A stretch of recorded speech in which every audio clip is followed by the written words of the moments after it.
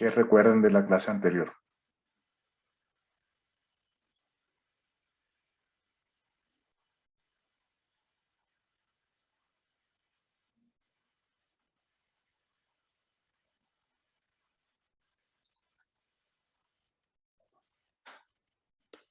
No hay entalpía de mezcla. No hay entalpía de mezcla. Vamos a subir esto un poquito. La entalpía de mezcla es despreciable.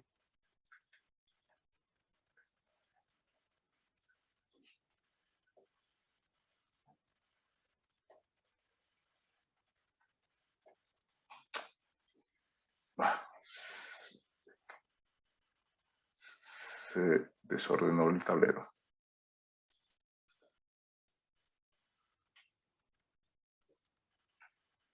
Se colgó el tablero.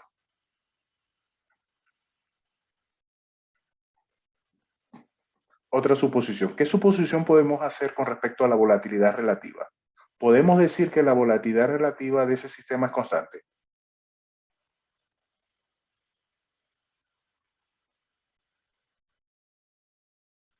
Pues no, Les presento la hoja de cálculo. Miren la hoja de cálculo. Miren la curva de equilibrio. La volatilidad relativa para la mezcla se puede asumir constante. profe, yo diría que no, porque no es simétrica. Correcto, no es simétrica. Entonces hay que tener eso en cuenta, sobre todo para todas las ecuaciones que involucran una volatilidad relativa, porque esas ecuaciones parten del principio de que la volatilidad relativa permanece constante. Es decir, por ejemplo, esta curva de equilibrio que tenemos acá, un error que podríamos incurrir para la curva de equilibrio es establecer que la volatilidad relativa de la acetona con respecto al agua es igual a Y sub I entre X sub I, todo eso dividido entre 1 menos Y sub I entre 1 menos X sub I, que es una de las ecuaciones que se utilizan para describir el equilibrio. Esta ecuación, en este caso, no se cumple, porque esta ecuación es únicamente para condiciones donde la volatilidad relativa permanece constante. ¿Ok? Entonces, para esta condición no se cumple. Es decir, esta ecuación es exclusiva alfa sub ij para situaciones donde es constante. Y en este caso no es constante porque no tenemos una curva que sea simétrica, sino que tenemos una curva que tiene una desviación bastante apreciable. ¿Estamos claros en ese aspecto? Entonces, fíjense que ahí hay una primera pregunta de lo que es el taller, ¿no? Si para ese sistema se puede o no considerar que la volatilidad relativa permanece constante.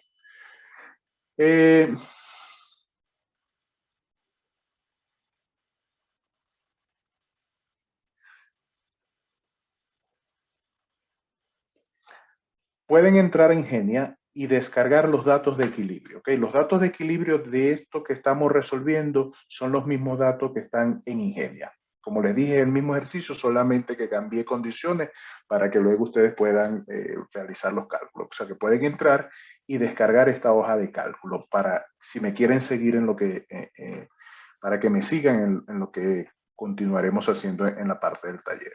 Entonces, los datos de equilibrio que están allí son los mismos con los cuales estamos trabajando. Entonces, hablemos ahora de la relación mínima de reflujo. ¿Ok? Vamos a calcular la relación mínima de reflujo. Dijimos la semana pasada que hay varias formas de calcular la relación mínima de reflujo. Permítanme ubicar las diapositivas, dado que se ha colgado el tablero, no puedo volver a él.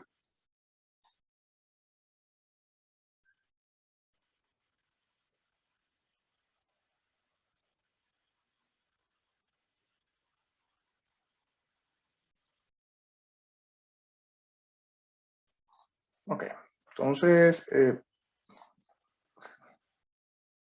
retomemos lo que es la relación mínima de reflujo. Entonces, esa condición de relación mínima de reflujo es aquella que corresponderá a una condición donde el número de etapas, fíjense que aquí tenemos reflujo versus número de etapas, cuando se opera en una, no se opera, la condición límite de relación de reflujo mínimo es aquella que nos conduce a número infinito de etapas.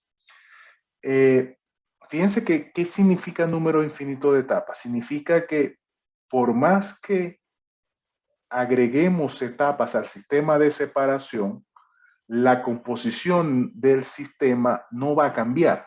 O sea, no hay un efecto significativo porque puedo tener, da igual que tenga 200, 300, 500, 1500, infinito número de etapas, no voy a lograr que haya más cambios de lo que se han logrado en el sistema de separación. Eso es el concepto asociado a una condición de número infinito de etapas. Es una condición límite donde por más que modifiquemos parámetros operacionales, la composición no iría a variar significativamente. Entonces, ¿cómo determinamos esa condición de reflujo mínimo o condición donde el número de etapas tiende a ser infinita? Pues buscando una condición donde haya un punto pinch que puede estar en la alimentación o por encima de la alimentación. ¿Qué significa un punto pinch en la alimentación o por encima de la alimentación? En este caso tenemos un punto pinch, ¿ok? Donde la intersección de las líneas de operación se da en la curva de equilibrio junto con la línea de alimentación. Fíjese que esta es la línea de alimentación, esta es la línea de la sección de rectificación, esta es la línea de sección de agotamiento. Todas las líneas se intersectan sobre la curva de equilibrio y ahí es donde tenemos una condición que correspondería a la relación mínima de reflujo para la condición de la alimentación. Es lo que se conoce como un punto pinch en la alimentación. No obstante, fíjense que ese punto pinch en la alimentación, en función de lo que les acabo de comentar, lo que nos lleva es a vuelvo a una diapositiva que discutimos la clase anterior. Lo que nos está indicando es que en esa condición donde hay un reflujo mínimo, donde en esa condición de reflujo mínimo tenemos un número infinito de etapas, ese número infinito de etapas lo que nos está refiriendo es que en una zona cercana a la alimentación, por decirlo así, es como si agregásemos las etapas en esa zona de la alimentación, la composición de las especies en esa zona se mantendría constante, no variaría por más que el número de etapas cambiase. Vamos a ver más adelante que eso es lo que se va a conocer como un sistema tipo 1, ¿ok? Así se le conoce.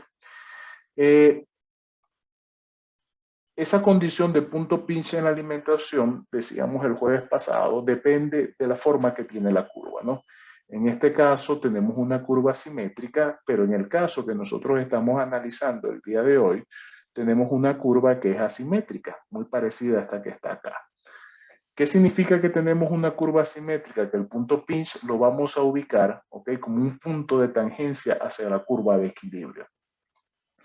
Físicamente, ¿qué significa eso? Bueno, que esta zona donde la línea de operación de la sección de rectificación se ha aproximado a la curva de equilibrio, nos está indicando que para esta condición de número de etapas infinitas, como el punto pinch se encuentra por encima de la alimentación, las zonas donde encontraremos regiones de composición constante en la columna. ¿Qué significa composición constante? Que si nosotros viésemos una porción de la columna en la sección de rectificación plato a plato, una cantidad infinita de platos, nos vamos a encontrar que allí, por más que aumentemos el número de etapas, la composición no cambia para la acetona, no cambia para el agua. ¿Qué significa esto? Que ya la separación que se alcanzó bajo esa condición no va a variar más. ¿Okay? Eso es lo que nos va a significar en términos de composición, en términos del número de etapas. Entonces, vemos el comportamiento de la curva, muy parecida a la curva de equilibrio a la que tenemos en nuestro caso. Entonces, la manera de determinar gráficamente la relación de reflujo mínimo es buscando entonces un punto pinch acá sobre la parte superior de la columna. Un error en el que podríamos incurrir es utilizar algunas de las ecuaciones que vimos en la clase anterior. Por ejemplo, tenemos estas dos ecuaciones que nos permiten calcular R mínimo para una alimentación en su punto de burbuja, R mínimo para una alimentación en su punto de rocío. En nuestro caso tenemos una alimentación que está en la condición de vapor saturado, o sea que podríamos determinar el R mínimo con la alimentación de punto de rocío. Sin embargo, no podemos utilizar esa ecuación. ¿Por qué creen que no podemos utilizar esa ecuación?